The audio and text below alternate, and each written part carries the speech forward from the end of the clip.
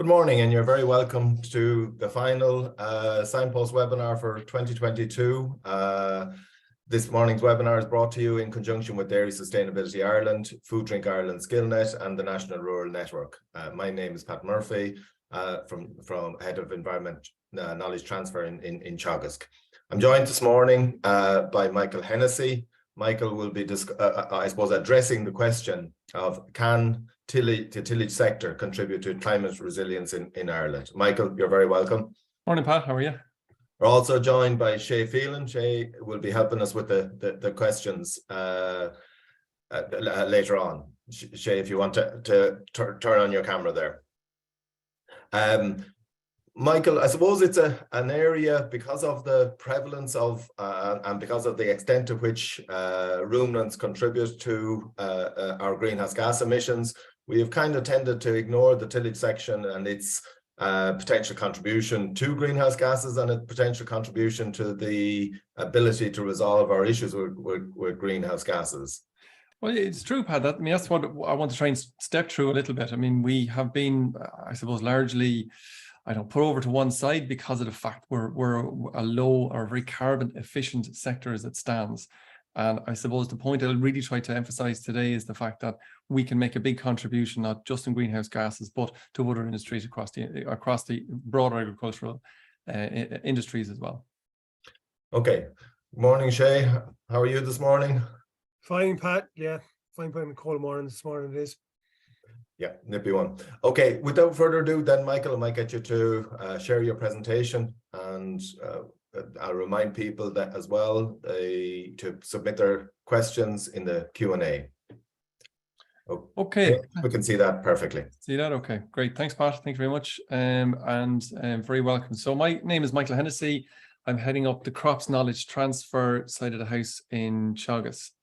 So this morning, as I said to Pat, I really want to just talk about tillage and talk about the potential impact that tillage can have in terms of impacting on climate resilience for Ireland. So I suppose before we go too far into it, just to give people an idea who are listening that mightn't be overly familiar with the tillage sector, to give you a bit of an idea about the size, I suppose, and breadth of the tillage sector. So based on, and I suppose all the way throughout this presentation, I do borrow quite a bit from various different sources along the way, including some of the colleagues around Teagasc. So in this report from Michael Wallace, it was done in 2020, Michael Wallace UCD, he did an overall impact of, or an overall look at the tillage sector. So from that, we can see that a large proportion of the output of the 640 million euros in output are from the cereal side of it. The other fairly large parts of it then are potatoes, some of the fodder crops, and obviously straw as well. In terms of the malting barley sector, going into drinks industry, it's a smaller proportion of it, but it becomes a very large export, and it probably is one of the biggest exports, or is the biggest export in terms of direct exports coming directly from outputs from tillage crops. Other few small bits and pieces, oilseed rapes, pulses, both of those areas are on the increase. I'll touch back on those as we go through the talk. In terms of the overall expenditure into the rural economy, there's a lot of farm inputs go into making that 640 million euros. There's a lot of farm investment in whether it's machinery or buildings or that kind of thing. Culminating with about 11,000 or estimated 11,000 full-time jobs within the sector, and when you multiply it all out, worth about 1.3 billion to the overall economy. So it's a very substantial sector that's often kind of forgotten about a little bit. If we have a look then just in terms of, well, what does that kind of translate its way into? And from the National Farm Survey, we can see that in terms of family farm income, the tillage sector is behind dairy in terms of euros per hectare output, but it's a good bit ahead of both sheep and cattle farming. In actual fact, most years it's probably double both sheep and cattle. And it is, in fairness, always that little bit in terms of a euro per hectare basis. It is always that little bit behind dairy farming. But it's never quite as simple as that. Obviously, dairying and cattle and sheep, they require a huge labor input. And I suppose it's a bigger labour input on a per hectare basis. But when you look at the labour, because tillage isn't quite as intensive, when you look at the income per unpaid labour unit in 2021, the differential actually gets very narrow between specialist dairying and tillage. So for the amount of time you put in, the amount of money you get out is relatively similar. But again, as you can see, we're a long ways ahead of the likes of sheep or cattle farming. In terms of viability then, which is a measure of I suppose, how well the overall enterprise is doing on a farm from year to year. And dairying, with obviously quite a high income like that, are quite viable. And, you know, it's well over 75%. But as you can see, the same trend as above the line there, the tillage is way above either the cattle or the specialist sheep farming there. So it's, you know, it's a pretty viable enterprise in comparison to the other ones that are there. And I suppose this kind of comes into this particular slide here, which basically says over here, I suppose, that look, there's the likes of the cattle and sheep and the other cattle enterprises. This is the amount of time, estimated time, their labour hours they're employing per size of farm, but they're slightly small, actually quite smaller farmers in comparison to tillage. General average tillage farmer somewhere around 60 hectares. Similar to a dairy farm, maybe slightly bigger than a dairy farm, but the tillage farmers put in a lot less hours, and I suppose that comes back to the amount of return on a per hourly basis for tillage it matches the dairy sector. But I suppose the other side of it is that you can put in less hours, but from the point of view of I suppose stress, and again this is from the National Farm Survey, that you have the likes of some of the dairy and some of the other livestock enterprises, that they're certainly lots of stress over the last 5 years, and has it worsened over time? Lots of them are saying it probably has. For tillage, not so much. We're very much down on the lower end of that, so spending a lot less time at it, and maybe worrying a little less about it as well, for around the same money. So when you put it all together, it's actually a pretty good news story, and tillage farmers seem to be earning reasonably well and fairly happy actually doing it.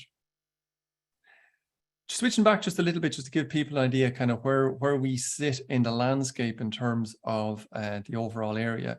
So as you might imagine, Ireland is very much dominated by grassland, whether it's grazing and silage or whether it's rough grazing. Cereals and various other different crops are about 7% of the overall area. So we're not huge. But when we break out that 7%, you can break it down into the majority of what we grow is probably barley, either winter barley or spring barley. So it's a huge amount of ground dedicated to that.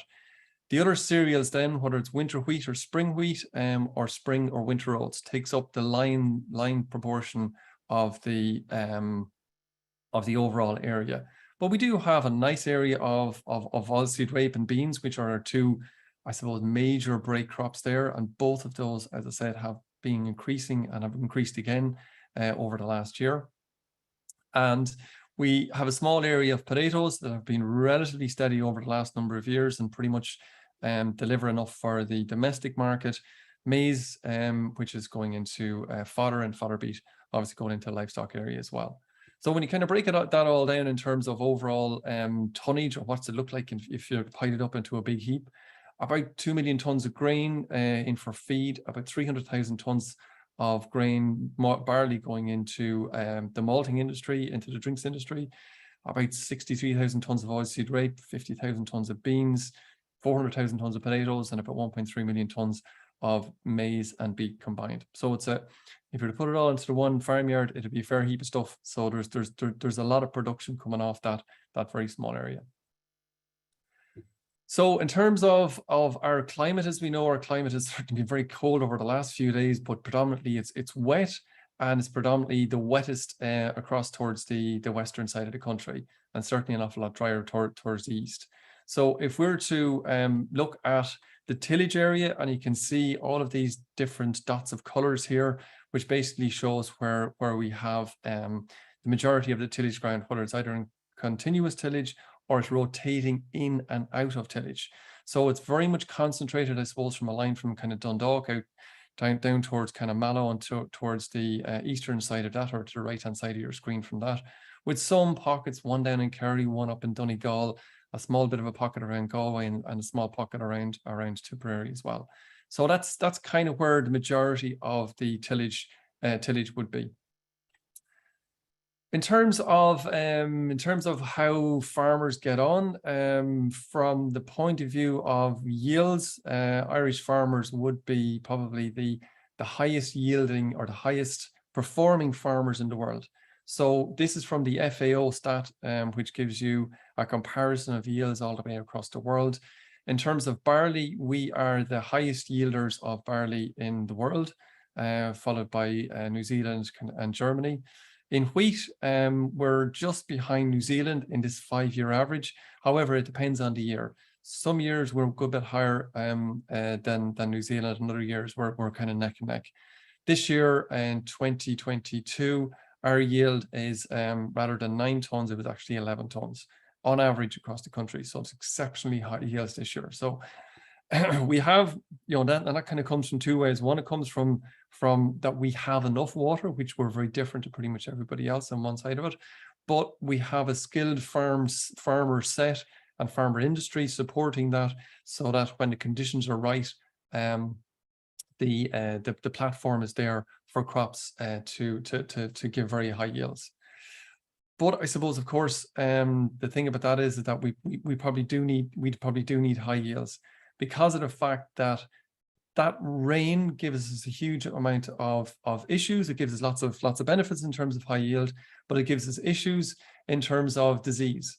So the likes of potato blight being certainly one of the major diseases that we get, it certainly hasn't gone away. Ewan Mullins last week in this series spoke quite a bit about that.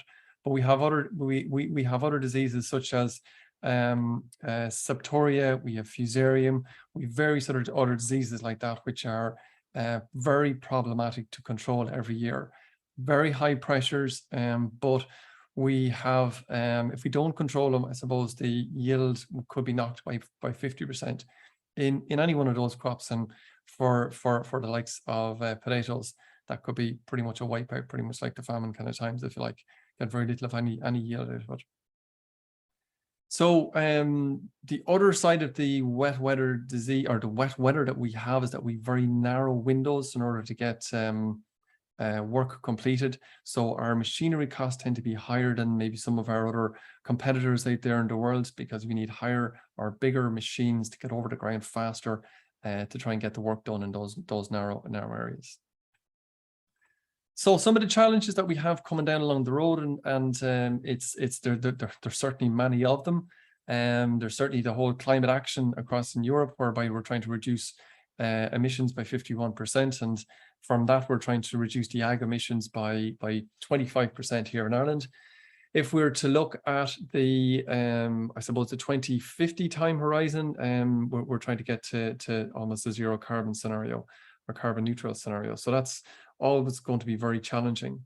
In terms of the farm to fork deal, there's requirements in there, or targets certainly in there, to reduce chemical fertilizers by 20% and reduce pesticides by 50%, both of which will, quite severely impact the tillage sector without some mitigation measures in there. And the last one there is around the water quality, and certainly the water quality in many parts of the country. And you can see here in Ireland, across towards the east, pretty much everywhere, a little bit coincidental in fairness in terms of where the water quality would be deteriorating, as in the yellows or the reds, where it's not as good as it should be. Tillage is a part of the problem, but also can be part of the solution there to try and mitigate those effects of nitrates in particular, certainly down in the southeast, but also some phosphate loss from ground as well. So look, they're all things that we have to try and strive towards trying to get right. From the point of view of tillage, and again coming from the National Farm Survey, and this pretty much is relatively consistent over the last number of years, the nitrogen balance, in other words, the amount of nitrogen that's left in the ground, surplus to requirements from one year to the next in the ground, is calculated out by the outputs versus the inputs. Tillage would have a relatively low balance of or surplus of nitrogen, in comparison to sheep, cattle, and especially dairy farming. We're very much on that side of it. And the other side of that then, which you would expect, that our nitrogen use efficiency, so the amount that we put on versus the amount that we pull off, is quite high. You know, it's 60% pretty much any year, but it can go as high as 70, even to 75%. So it can be, we're doing really good on that end of it, because I suppose the majority of tillage farmers only apply as much as they need. And it's probably that little bit easier to regulate in terms of we have a reasonably good idea within 20 or 30 kilos anyway, as regards the amount of nitrogen is going to come from the soil, so we can balance up nutrients for crops on a year-to-year basis. And I think for the most part, tillage farmers are very good at doing that in terms of creating a budget for the for each crop in each field to make sure that it only gets the required amount. It's a similar view in terms of phosphorus, again coming from National Farm Survey. The tillage balance in terms of kilos is around it's on the lower side of all of the sectors, and certainly in or around the same as sheep and cattle farming, but again quite a bit lower than specialist tillage farming. And again, because of the fact that we're able to match outputs to inputs reasonably well in all our fields, and tillage farmers have traditionally been very good at doing soil samples and making sure they know what's actually in the soil in the first place, and then matching that to the chemical input, we tend to have a very high P use efficiency. So again, what was applied versus what's coming off in the grain or the straw. So it's again a relatively efficient system from those terms. Well, certainly not perfect, but relatively efficient. Then when we look at the greenhouse gas emissions, as you would note, our CO2 equivalent emissions, again, it's another good news story for tillage. From a tillage point of view, again, coming from National Farm Survey, we're very much on the very lowest end of all of the sectors. In terms of the overall, from these figures here, tillage is around 2.5 tons, whereas sheep is just a little over 4. Cattle are 4.5 tons, and specialist dairy are 9.5 tons. You know, so we're a long ways different on a per hectare basis from each of these. But of course, in terms of the National Farm Survey, a specialist tillage farm is classified as tillage having around 75% of the overall income. So within most of those farms, there's probably some degree of animals on those farms. And when we go back and we break out and kind of say, well, hang on there now, we know that anything that has animals on it are a pretty leaky kind of system. So if you have cows on the farm, you're going to push up those emissions. So we looked into Carl Buckley from the National Farm Survey, took a subset of the specialist tillage farms and had a look at tillage farms with no livestock. So no livestock on it whatsoever. So there's no leakage from that point of view. So in that scenario, or in, I suppose, the realistic outputs then from a specialist tillage farm with no livestock goes from 2.5 down to 1.3 tons of CO2 equivalent per hectare, in comparison to probably the highest emitter, which would be dairying, which would be the guts of 9.5 tons per hectare. So we're, I suppose, by any measure, we're a very carbon efficient sector. And as I said before, also relatively efficient in terms of nutrients as well. So again, a very good news story kind of to this point. So just to say, in terms of these emissions and how they are being calculated, they're calculated on the basis of the IPCC calculation. So really they are calculated within the farm gate. Okay, so a couple of things that aren't there's a number of ways of doing it. You can compare it on that kind of basis, of which the country calculates its own figures on. So it's whatever is in the farm gate. And the big area that certainly wouldn't be included here that would contribute quite massively to all of our sectors would be the production of fertilizer. Because fertilizers produced outside the country, those emissions that are involved in producing that fertilizer stays outside the country. So any nitrogen, phosphorus, etc., that comes onto the farms, specialist tillage farms, aren't counted as part of this IPCC calculation. Okay, so just to bear that in mind, because I want to go a little bit further. It's very hard to know from that point, right? It's 1.3 tons of CO2 equivalent per hectare. Well, what does that actually mean in terms of the Irish grain in comparison to everybody else? Working out these figures are not particularly easy, and Donald O'Brien from Johnstown Castle certainly helped me out quite a lot in this. So these figures are calculated in a slightly different way. They're calculated on a life cycle analysis. So essentially what that does is that brings in more than just what's inside the farm gate. Again, it brings in the amount of carbon dioxide that was used to produce fertilizers. Okay, even though they might be produced in our country, they have to be produced somewhere, so they count overall on a global scale. So to go a little, so these figures go a little bit further. There isn't one particular reference to take all of these figures from that's absolutely directly comparable. But what we've done here is we've tried to compare, try to get the best of what we could in terms of whether it's the carbon trust, our own ones, the eco-invert, the various different other elements of it, and they're calculated on a very similar way. So you can see here from an Irish point of view, when we're producing wheat, and again, because we're very high yielding, this is a measure on a per kilo of dry matter basis. Okay, so this was used for comparing feed types in a trial I'm going to come to later on. But we're switching from a per hectare basis now into a per kilo.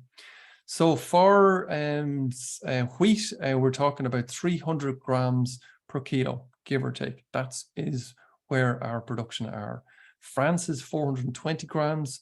The UK can be close, somewhere between 340 and 400 grams. When we move into, I suppose, a direct comparison then in terms of feeding point of view from wheat to maize, they're all very similar. You're almost talking about 3 times. So the imports from Brazil is probably 3 times if it's coming into Ireland, so it's a kilo for kilo. Europe is a little bit less, and I suppose the reason to explain it behind these figures are that it takes into account the amount of carbon that was trapped in soils and is now gone. So that can include the the rainforest, the carbon was captured in rainforests, and the carbon captured in that soil underneath those rainforests that will over time, when you're used to grow crops, that'll be burned off in the sense of it'll be degraded by oxygen, end up in carbon dioxide and escape into the atmosphere. So that's the process why the likes of Brazil are very much higher than we are. In terms of barley, very similar situation, and we tend to, because we've higher yields, we tend to be that bit better than our European neighbors, or even across in the UK. When we start to look at the higher protein type products, we grow fava beans quite well. They have a protein content of between 23 to 26%. Generally, it's on the higher side, 25 to 26%. You're talking about somewhere around 200 grams per kilo. When you go into look at the soybeans then from Argentina, it's nearly 6 kilos per kilo of product produced. And in Brazil, it can be hugely higher, up to 14. And again, that's because of, I suppose, the destruction of some of the pristine environments that are out there. But we still tend to be that little bit higher and competitive when you work it back to a protein base is competitive with the likes of soybean coming from the likes of the US. Okay, well, sure. If we go back again and we look up to see what actually makes up the greenhouse gas emissions from tillage, I go to some slides that were done, a case study done by Gary Lanigan, our colleague here in Teagasc, who went through a farm, one of our farms that we work quite closely with. It's about 100 hectares, has a mixture of spring, barley, winter wheat, and beans. And if we work through, and this is done on an LCA basis, so it's kind of counting everything into account. So if we take the emissions from the nitrous oxide, but also leaching has to be taken into account. We take into account the manufacture of that NP and K, the manufacture of the herbicides and the fuel, but also for the grain or for the grain drying along the way. That comes up to a figure of 812 for total emissions. And again, that gives an emission factor of in around that 330 grams per kilo of product produced. So again, it matches very well with some of those international figures. When we have a look at some of the mitigation things that can go onto that farm, sticking cover crops. A cover crop will grow between two crops. So you harvest the crop in somewhere like July or August, put in another crop in there that's going to be in there for a short space of time, grows very quickly. As it grows, it captures carbon, obviously, and captures nitrates as well, which can be leaky down here and need to be captured as well. And that can all recycle back into the system without becoming a burden to the environment. We also stick in straw incorporation then, which helps in terms of capturing both carbon and also capturing some nitrates as well. So that brings down the overall emissions then down to 670. Or by 670. To give you overall farm emissions of about 254. But then obviously there's other things that can be done, improving the management of hedgerows out there, letting them grow taller and wider will almost it can go from a relatively small capture of maybe 1 or 2 tons to maybe 3 or 4 times that. The other side of it then, if where farms have a bit of a forest, they can add quite substantially to trapping nitrogen as well. So in this scenario, on this farm that had quite a lot of hedgerows, this farm has gone from a potential source of carbon, so they're emitting more than it was actually taking in, to an actual sink in this scenario. So in this scenario on these farms, and there's quite a few of them out there, they're intensive tillage farms, but if they do some of the right actions, manage hedgerows properly, have small bit of woodland, it can actually become a carbon sink. But if we're to go back then to all the other farms and have a look and kind of say, well, right, okay, well, what's the biggest area we really should have a look at? Well, if we break down some of these biggest carbon outputs from it, and we have a look at it here, the manufacture of nitrogen and the use of nitrogen in fields accounts for the guts of 84% of the overall production. So nitrogen is a very big driver of the CO2 emissions from tillage. So we need to try and do everything we can to reduce those. So what can we do? So there's loads of particular actions that farmers to a degree are already taking, but could do more on. Nitrogen fixing with the likes of legumes. When you stick a legume into a rotation, say a winter rotation, sticking a winter bean into winter rotation, you can reduce the amount of nitrogen use by about 22% and at the same time increase protein yield by about 14%. Similarly, in a spring rotation, if you stick in a legume 1 in 5 years in that, you can reduce the nitrogen by about 22% and then increase the protein yield on that area by about 25%. And if you remember, I mentioned before, we are very deficit in protein, and the more protein we can add back into the system, the less we have to import to everybody else. In terms of organic manures, and I'm going to come to that a little bit in a minute, and the more organic manures we put in, the less chemical manures we need to put on. In terms of healthy soils here, obviously that's a scenario whereby if you get the pH right and the major nutrients such as phosphate, potassium, and some of the other trace elements right, it will allow the nitrogen to be used more efficiently. And if it's used more efficiently, hopefully we use that a little bit less. The other area in terms of research we're trying to look at quite a lot is in terms of precision application. So we have recommendations for each crop, so you can specifically apply that amount per field, but that could be a little bit more accurate. Not just in terms of the overall quantities being recommended, but also from the point of view of applying them accurately, targeting where they should be applied, whether that's a variable rate application or simply just making sure they end up on a very even pattern in the field so we get the best out of them. I mentioned cover crops' ability to trap nitrogen and carbon. You can see just from this picture here, it's a picture here from Oak Park done by Richie Hackett. In the background, you can see quite a big cover of stuff that was sown on the 30th of June, or sorry, the 30th of July, I should say. This particular one was sown 3 weeks later. This one was sown 3 weeks later again. So you can see the huge differences. This is taken on October the 9th. Huge differences between the amount of material that's put in. So that can be perfected if you like. I mentioned straw chopping as well in terms of its ability to capture carbon. And also within fields, the likes of managing canopies is out there, and oilseed rape in particular, whereby if we get a big quantity of oilseed rape in the spring, a lot of vegetation on it in the spring, that's actually trapped nitrogen over the winter, similar to our cover crops. and that can we can end up using an awful lot less nitrogen, chemical nitrogen in the spring, up to maybe 100 kilos. So it's a very good news story there where that's managed correctly. On terms of the organic manures, we completed a number of figures here through the tillage stakeholder group, and the present position, we estimate there's the guts of 140,000 tons of organic manures being used on tillage ground, which gives around 5% of the nitrogen needs, 16 and 24% of the P and K needs of the crop existingly.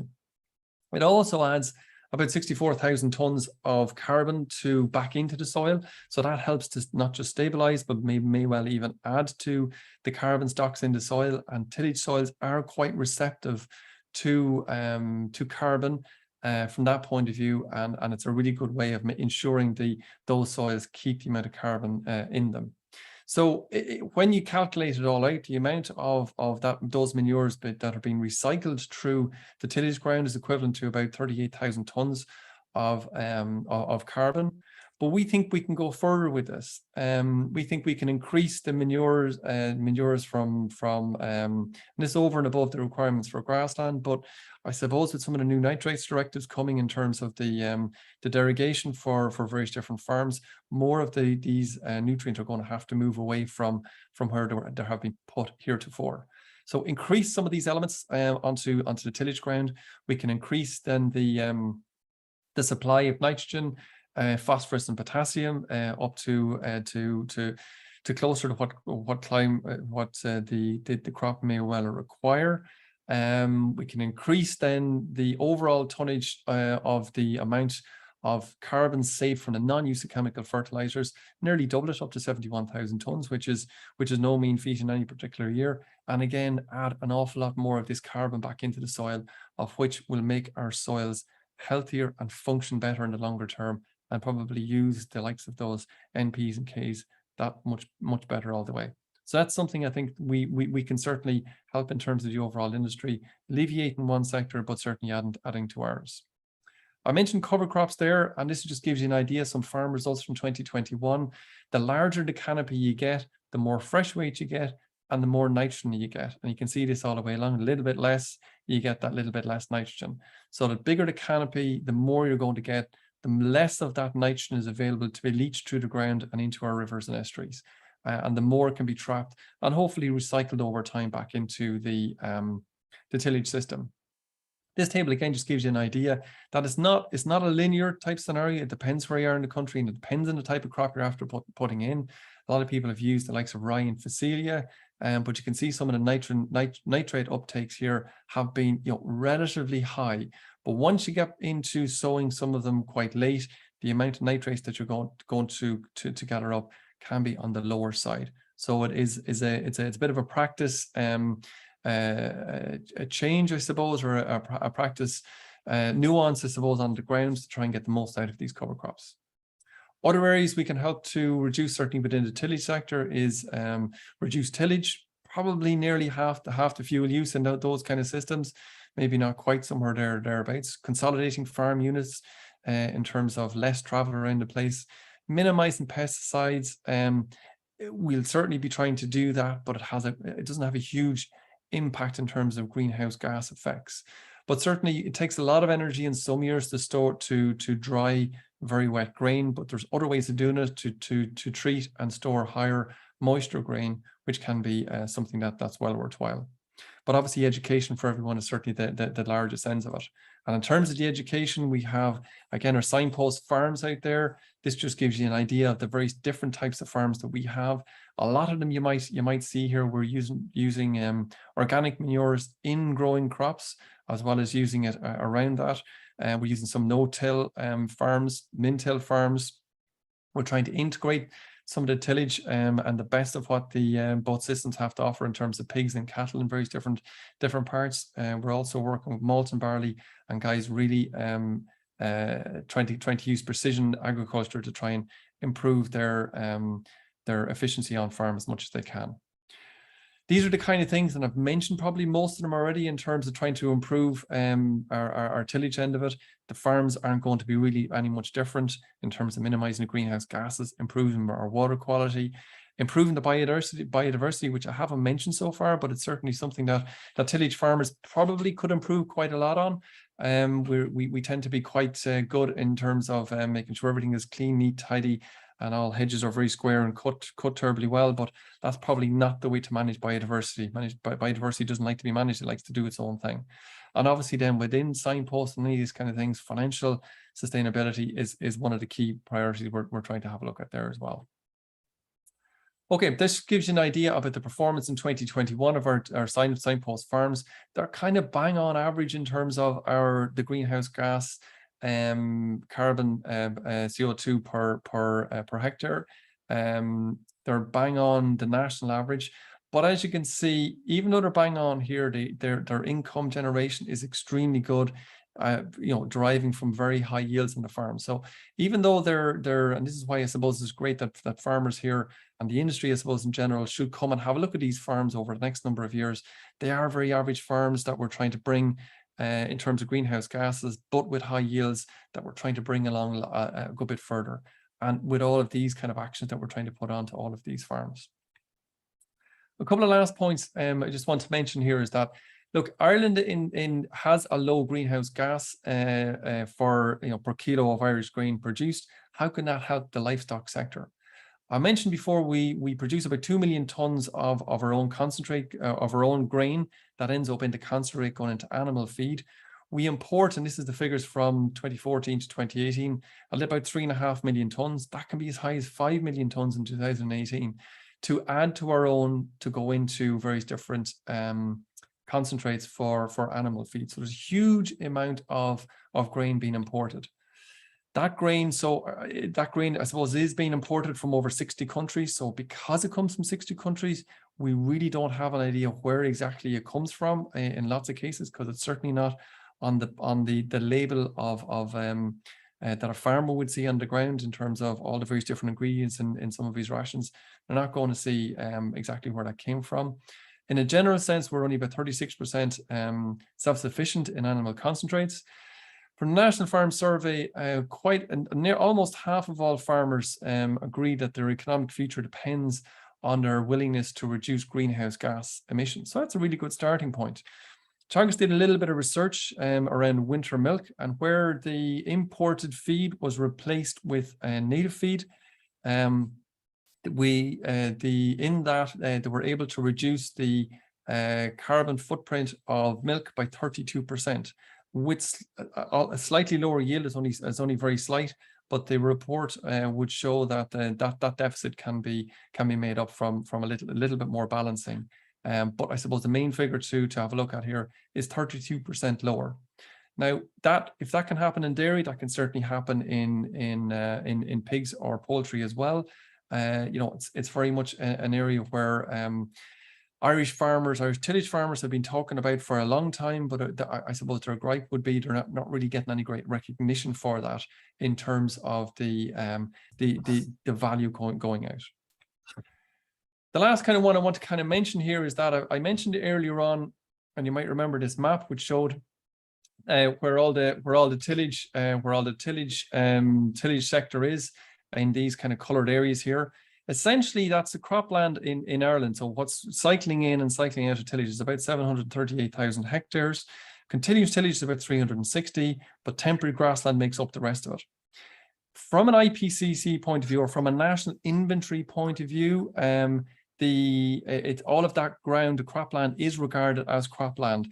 And whether it goes in or out of tillage doesn't make any real difference to the overall inventories. But obviously, if we were to put all of the cropland back into tillage, we would have to displace animals out of that. And if we were to do that, it's pretty straight line calculation from a national inventory point of view. It's one minus the other, and for every hectare that goes out, it's about a 3.6 tons per hectare better off going into tillage in terms of the carbon emissions. But we did it a little bit differently. We came back and had a look at it in terms of maybe a more field scale basis. So in a mineral soil, and I will talk about mineral soils rather than peat soils because they're a bit trickier. In mineral soils, long-term grass tends to capture or has a lot of stored carbon in it. But where you put grass in for a year, a lot of that carbon tends to be lost very quickly. Or if you put in grass for half the time over a 20-year period, it's a little bit less. Or if you go for tillage 1 and 4 years, it tends to be that little bit less in comparison to tillage. So there's tillage ground will have lower carbon stocks than very long-term permanent grassland, but there's a bit to play with in the middle. So if you convert long-term grassland out of grassland into tillage, you will lose a lot of those stocks over time. Whereas on some of the ground that have been recycling in and out of tillage, there's an awful lot less to lose. And that's kind of this area around here, okay? So if we look at this in particular, if we look at this ground here, that's temporary grassland that is rotating in and out of tillage 1 and every 4 years. And if we do a number of figures on that, that the difference between so there's probably two bits of calculations in it. One is that we're going to lose a bit of carbon in the first 2 or 3 years because you're converting out of grass into tillage. But on the other side of it then, because the livestock aren't there, livestock are pretty leaky, and the difference between the dry stock and tillage in terms of emissions is about 3.6 tons of carbon equivalent per hectare. So when you balance those all up and you do the calculations out, in year number 4, the tillage is now positive. So for every year from year 4 onwards, converting that grassland from grassland to tillage, there's a saving of 3.6 tons of carbon equivalent every year. If that was to happen on 5% of the current area, of which pretty much happened this year, that again is a saving of about 64,000 tons of carbon. Okay, so look, I'm getting towards the end. The concluding remarks here is that, look, we are very carbon efficient. And look, this is a good news story really from a tillage sector point of view. We're very carbon efficient. There's good financial returns just below dairying. And I suppose more crucially, there's a good quality of life associated with that. The intensive tillage farms can be carbon sinks rather than sources, which is really good to know from that point of view. And the increasing tillage area can reduce greenhouse gases nationally. It's not going to add to them, certainly. And from the point of we do produce low greenhouse grains in the country, which can help the livestock industry, I suppose, certainly from the marketing point of view, and shore up that a little bit, but also displace some of the imports coming into our ag system, thereby making it all more resilient. That's about it. Thanks very much, Pat. And look, I just want to say a huge thanks to some of my colleagues who contributed to this: Donald O'Brien, Cathal Buckley, the National Farm Survey team, and also the Teagasc Tillage Stakeholder Group. A couple of other things there just in the bottom. We have a Tillage Edge podcast just to tell everyone about. You can listen in every week, and some of the other information you can get there. Okay, Pat. Thank you very much, Michael. You might stop sharing there. I will. Yep. It's great. And Shay, you might join us there.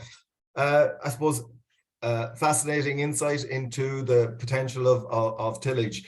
Are you setting a target for the Signpost farms that they would be effectively carbon neutral, or what is the target that you have for them? We have a carbon target of, we hope to bring them from about 1.3 down to about 1 ton of greenhouse gas. Yeah, but we hope that we will have 2 to 3 of those farms that will be close to 0. That's where we're hoping to get them to. Okay, and I suppose has been a lot of talk about the potential of tillage and for both import substitution and for the reducing of our overall emissions. And I think you've alluded to that potential and how that potential might be implemented in a fairly practical way. What are the steps that you see that need to be taken if we are going to achieve that? Well, look, I mean, I could be overly enthusiastic and kind of say we could do everything. We can't. We don't have the overall area in the country. So as I said, we produce about 2 million tons of feed grains. There's a requirement for probably another 2 million, give or take. So we're a long ways from producing all of that. But I think huge help, and a number of different companies have done it already. One in the southeast and one down in the south, whereby they're actually producing all Irish grains. So grains with all native feeds in it. So I suppose really it does come back to labeling. It does come back to farmers knowing what they're putting in and making a conscious decision to choosing Irish rather than choosing imported. But I suppose, look, when it's all come back to it, it does come back to supporting our exports of whether it's meat or dairy products. because it needs to come back into supply chain so that Irish tillage farmers are getting some sort of return for that. Okay, Shay, and I remind people to continue to put in your questions. A lot of questions starting to come in there. Yeah, Pat, there is just one point, Michael. I suppose the first question that came in early on in the presentation, you mentioned it subsequently, I suppose, in terms of growing more pulses, can we take advantage of the demand for more protein crops like some peas and beans, not just for animal feed, but also for meat-based, non-meat-based alternatives? We can. There's absolutely huge potential for that, and that's certainly the area that we would be targeting to try and increase that. I suppose there's a couple of things in that. One is that there's a huge recognition and a huge increase, I suppose, of plant-based protein being used out there, but we need to get it in the form that that companies want to use it in. So there's a bit of processing kind of needed in that, and from an Irish point of view, we don't have that processing capacity as it stands at the moment. But that's something that certainly we're working very hard in research. There's the guts of 20 million euros being put into research at the moment in that particular area, using some of the technologies that are being employed in harvesting protein from milk. Similar processes can be used, so we can upscale some of those proteins to really go for some of those high value markets. Yeah, Michael, and there's a comment in here which kind of probably actually leads to a question in terms of the tillage sector starting from a lower point in terms of greenhouse gas emissions. But is there a danger there that maybe there might be fear that tillage farmers might sit on the laurels and say, listen, we're a lot cleaner than other sectors, and say we don't have to do as much? But I suppose that's not where we're going with Signpost farms. We're trying to drive them on even further. Yeah, I mean, look, we could say, look, we're 1.3 in comparison to dairy, which is 9.5. Isn't that fantastic? Aren't we great? And let's all go home and do it up. But look, as I outlined there's a number of different practices there that they're I suppose very similar to some of the solutions that are being proposed for the livestock industry. They're not just about cost. They're actually going to be beneficial in the long term. The likes of cover crops, for instance, they'll trap carbon on one side, they'll trap nitrates that are going to be leached on the other side, which should be leached, which can be recycled back into the system. But it's also good for soil health. So it's a win-win-win kind of basis all the way along. So we will certainly be working with all those Signpost farmers to, I suppose, look, there's three elements to it. It's not just about the environment. A lot of the elements that we're going to put in place will hopefully add to the bottom line as well. Yeah, there's a question here, Michael. I'm not sure whether you're best placed to answer now, or whether Gary or maybe even Catherine Keenan might be more qualified to answer it. What percentage of hedgerows will be needed to have a carbon sink on a normal tillage farm where there's no woodland? In other words, how many meters of hedgerows would need to be there? I think it's not just a straight line question. I think it's the way they're managed as well will also have an impact. I suppose, look, it comes down to field size. That's what it comes down to. And Catherine Keenan would tell us that from a tillage point of view, our fields are too big and we'd have way more hedges in them. In the example that we had there, there was a very extensive amount of hedgerows on those fields. The average field size was only about 7 or 8 acres, so it's not big in comparison to probably double that size in most farms. But even all of those that were there still weren't good enough to offset all of the emissions that were there. So even in that scenario, and I don't think any tillage farmer would like to go for anything less than about 7 or 8 acres. So it's hedgerows and other additional measures as well. No one thing can actually get them there. Yeah, there's two questions here, Michael, which are kind of related as well in terms of kind of mining soils and some of the movements that are going on at the moment. Some regen farms are undersowing crops with clover, which is one measure that they're actually doing, but a lot of them are using cover crops as well. So, and in terms of managing those cover crops, is it better to leave them in situ until you're ready to harvest, or ready to drill, or are you better off to graze them off? Well, I suppose, look, it comes down to, look, on a day like today, everyone woke up this morning, it was about 8:30 before it got bright, certainly in my house anyways, and it'll be dark at around 4:30. What tends to beat us, I suppose, this time of the year is light. So everything really has stopped growing because of light as much as anything else. So by the time you get to the 1st of December, that's it. We're not going to have anything else.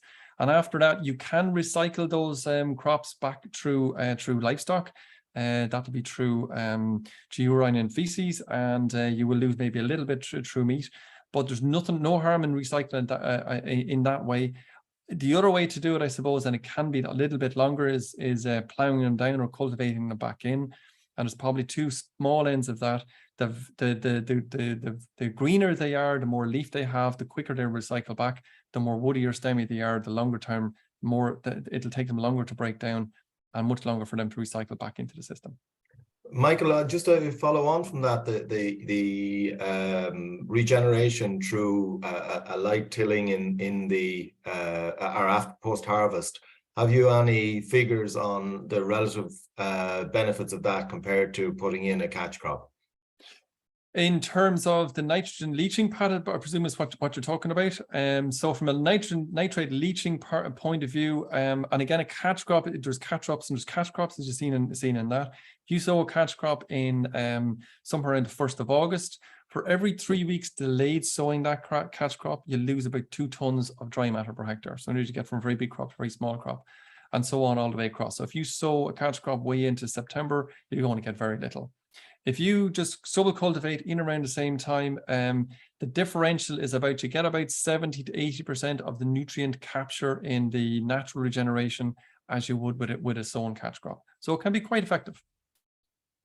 Okay. Michael, just a question there in terms of, we're all aware probably more of climate change now than where we would have been even 3-4 years ago. Are we going to see, do you think, more disease pressure, more pest pressure over the next number of years? And I suppose that's linked in with another question here in terms of pesticide usage, and you mentioned it in the presentation about the contribution of pesticide usage and maybe where the direction of travel in terms of plant protection products is going over the next number of years in Europe. Yeah, look, it is going to be tricky, but there is in terms of the amount of pesticides that can be that are going to be registered for use will reduce over time, and that's certain. We know that is happening. But look, fundamentally, there's not a tillage farmer out there that I know of wants to put a pesticide on willingly. They all cost money, and they would all prefer not to have to do it. All farmers are really only applying what's absolutely necessary, because it all costs money and it hits their farm income at the end of the day.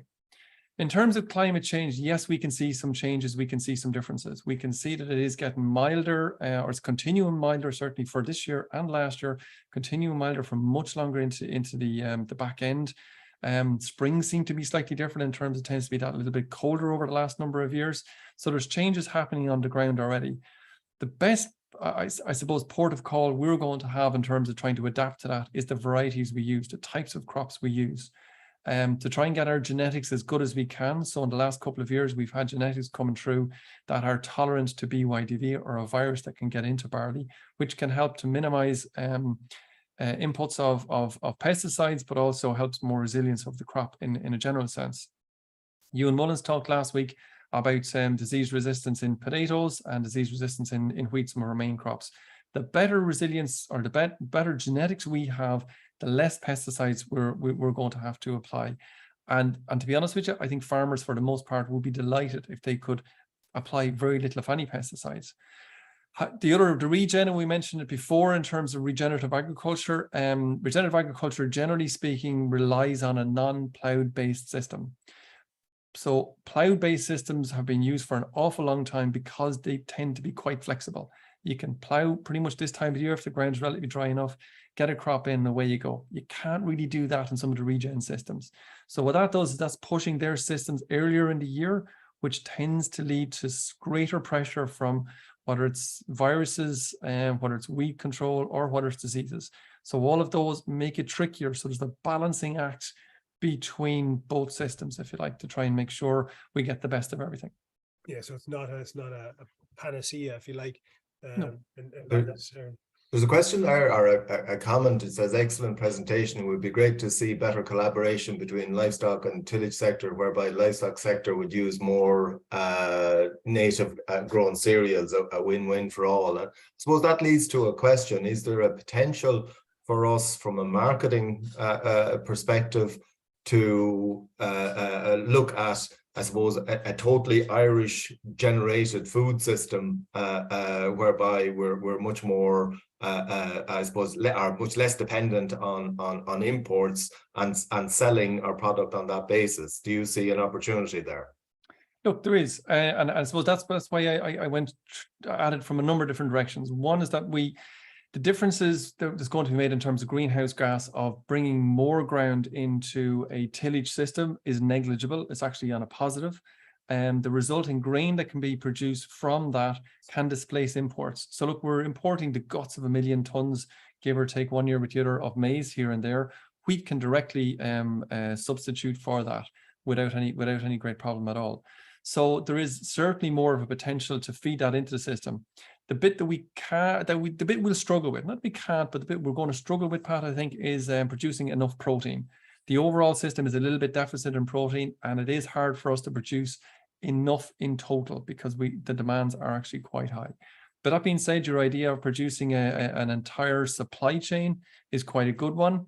If we look at maybe the dairy sector, from a summer or for a spring calving herd, they don't use nearly as much concentrates as maybe a winter calving herd, and therefore you may well be able to get an entire system in there with an Irish supply chain into that. But look, that would take quite a huge amount of effort, and maybe in a particular area to make sure that happens reasonably well. There's a good few comments and suggestions and queries in relation to kind of the nitrate element and the water quality element. I think maybe in the new year it might be an idea to come back and have a look at that as a specific topic. I think there's a lot of questions potentially there. In terms of the push for protected urea, do you see it being something that's important for the tillage sector? I know that the losses from CAN are lower in tillage than they are on grassland, but where do you see that going? Well, from the point of view of the urea, protected urea, the differential in terms of overall greenhouse gas between protected urea and CAN, as we normally use, are actually quite small. The real big difference really happens in a grassland situation where you're really trying to, it's a kind of a wetter kind of soils in that setup. So is it as important in a tillage sense? Not as much. Is there a small little bit in it? There is. And where the balance comes in is because the tillage sector generally works on very wide tram lines, whereas the dairy sector doesn't, or the grassland sector doesn't. So going up to 24 or even 30 meters, it can often be that little bit trickier to try and evenly spread the fertilizer out that width. And I suppose, as I mentioned before, one of the real ways of trying to make sure that we get best efficiency of nitrogen is to make sure it's the right amount applied to the right area. So you don't want to end up using a different product that you can't apply particularly well. So the differences might be they're small. Some people can use them, but it's not as big an issue as it would be maybe in the livestock area. Shay, maybe a couple of quick final questions. Yeah, Michael, one here in terms of, you mentioned the effect that climate change is going to have on tillage. Do you think we'll be able to continue producing these high yields? And you mentioned about the temporary grassland in there. Can we actually expand the area of tillage growing to actually reduce the amount of reliance on imports? Yeah, interestingly enough, that when you talk to some of our colleagues down in Johnstown Castle, when you get into a drought year, grassland turns from a sink for carbon into a source of carbon. It actually flips around. From a tillage point of view, when we get into a drought situation, yes, it becomes more difficult, but everything is going to become more difficult in a drought situation. However, again, we would turn to the likes of some of our winter cropping, tends to be more resilient. And certainly over time, we continue to look at the resilience of systems, resilience of the varieties and the genetics that are coming through to try and ensure that we're getting the very best from those to kind of put up with this climate change differences. Okay, I think we're going to have to cut it there. It's an unbelievably quick hour. Thanks very much to Michael, and I think we have a topic that we need to return to, and as I say, we've mentioned the nitrate issue, and that I think that's one that we need to look at from a tillage perspective. So thank you very much both to Michael and Shay. I think a lot of compliments coming in, Michael, in relation to the quality of the presentation, and I think it's something that I suppose we haven't focused on to a huge degree is the whole tillage sector. So I think we've a little bit more work to do there. We're finished for 2022, so there's no webinar for the next 2 weeks. We'll be back in the first Friday of January, where we'll have John McNamara on implementing health and safety and sustainable farming systems. So until then, I would like to wish you all a very happy Christmas. I'd like to thank our production team of Yvonne and Andy for all their work throughout the year, and wish you a very happy Christmas, and stay safe till we see you again in January. Thanks, Pat.